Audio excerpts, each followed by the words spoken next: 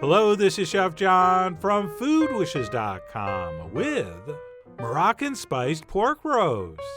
That's right, serving a gorgeous, fancy-looking holiday roast does not have to be complicated, time-consuming, or expensive. And hopefully this incredibly delicious and very easy Moroccan-spiced pork loin will prove exactly that.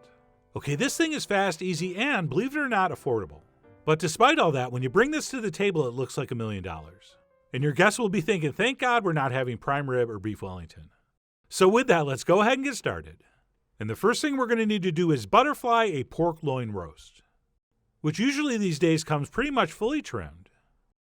And please note, one edge is going to be a little bigger and a little rounder, whereas the opposite edge will be a little thinner and a little more ragged. And it's that side where we want to start our cut. And what we'll do using a sharp, thin knife is slice right into the center, keeping our blade parallel to the cutting board. And we want to slice in, but not all the way through. Okay, we want to stop about 1 inch from the other side, so we can open this like a book. And this is not a game of speed, so take your time.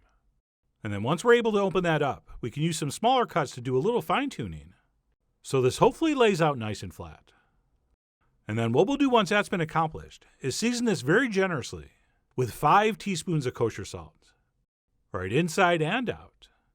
And by the way, as usual, if you're using fine salt, you'll only need about half this amount. Oh, and I should mention, if you're scared, or don't have a thin, sharp knife, and you don't think you can cut it this way, you can actually still do this recipe just seasoning on the outside. I mean, you are after all the crazy town of whether this butterflying goes down. But being able to season this inside and out is a huge advantage. But anyway, we'll go ahead and season that very generously inside and out. At which point we'll transfer that onto a plate, and believe it or not, let it sit out at room temp for 30 to 45 minutes. Which I'm sure is going to make a few of you nervous, but that's fine. While we don't want to be scared, being a little bit nervous can be fun. And please believe me when I tell you nothing bad's going to happen here. Having said that, if you want to do this in the fridge for 2 or 3 hours, that's fine too. And then what we'll do while we're giving our pork what is basically a quick dry brine is go ahead and whip up our Moroccan spice paste, which will contain some ground cumin, some coriander, some ground ginger, some freshly ground black pepper, some smoked paprika, some cayenne, of course, some cinnamon, some ground cloves, and last but not least, some allspice. And then what we'll do to turn this into a paste is squeeze in about 3 tablespoons of honey. And then we can take a spoon and give this a mix. And as you start mixing this, it might look a little too thick and dry. But don't worry, just keep stirring, and in about a minute you should end up with something that looks like this. And if it doesn't, just add another squeeze of honey. And then once that's set, we'll go back to our butterflied pork, which to recap has been sitting out for 30 to 45 minutes. And we'll go ahead and open that up, and we'll proceed to spread over about half our spice mixture, which by the way is going to be a lot easier to do if you pat the meat dry. Right, that salting is going to create a bit of moisture, which is going to make this harder to spread on. So probably not a bad idea here to pat that dry with a paper towel. Although as you can see, once I got started, it wasn't too bad. And like I said, we'll spread about half that inside, and then the rest on the exterior, bottom, and top.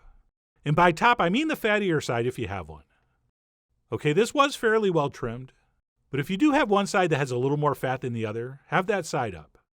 And that's it. Once our pork's been Moroccan spiced, we'll go ahead and take some pieces of kitchen twine and tie this up every few inches. And a big tip here, when you start, make sure you twist that through 3 or 4 times before you cinch it up. And that will create some friction and keep that tie cinched until you finish the knot. And then once completed, I like to trim off the excess. And we will go ahead and do that 3 or 4 times, every about 1.5 inches or so. And besides holding our pork together and helping it roast a little more evenly, once this is cooked and those are removed, the marks it leaves are going to help give this that classic holiday roast look. And then once that's bound, we'll go ahead and transfer that into some kind of baking dish or roasting pan, into which we've drizzled a couple tablespoons of olive oil. And then if we're including them, which you should, we will go ahead and surround this with whatever vegetables we're going to serve it with, which in my case are some little potatoes, some chunks of carrot, some red onions, and a couple nice long green Anaheim chilies that I split in half. And we'll go ahead and arrange those around our meat. And yes, in case you're wondering, I did toss those with some olive oil and salt first. And that's it. Once our baking dish has been potatoed and vegetabled, I'm going to go ahead and clean off any excess oil or drippings. mostly so I don't drop this on the way to the stove. And once that's been wiped, this is now ready to transfer into the center of a 350-degree oven for about an hour and 15 minutes, or until the internal temp in the thickest part reads 140 to 145. And once it's reached that point, it should look very similar to this, which looks pretty good. But hang on, it gets much, much better. Because what we'll do at this point is grab some tongs, and we'll give that meat a turn or two in those beautiful pan drippings, at which point we will transfer that onto a plate, cover it loosely with foil, and we will let it sit and rest like that for 15 minutes before we slice it. And what I usually like to do while I'm waiting for that is go ahead and toss our potatoes and veggies in those drippings, which by the way just smell insanely delicious. And then what I'll do once those are all nicely coated is crank my oven up to like 425 and toss those back in for a little extra roasting while our meat's resting. And of course, if you think they're already perfect, don't bother. But generally this kind of stuff always could use a little extra caramelization. So I did pop those back in for about 10 minutes. And that's it. Once we're ready to serve, we'll go ahead and remove our strings. And of course, any of those accumulated juices will get added back into our pan drippings. And then once unstrung, we'll go ahead and platter our pork. And we will surround that with our roast vegetables. And of course, we're also going to shine up the top with a few spoons of our drippings to create what I think is just an absolutely gorgeous presentation. And as I mentioned earlier, those marks the strings left really I think help give this that classic holiday roast look. Okay, just the way it creates those subtle shadows, to me really makes this look more appealing and provocative, which is why in the business we refer to that as culinary cleavage. But anyway, we'll go ahead and spoon over some of those drippings. And that's it, our Moroccan-Spiced Pork Roast is ready to slice and serve.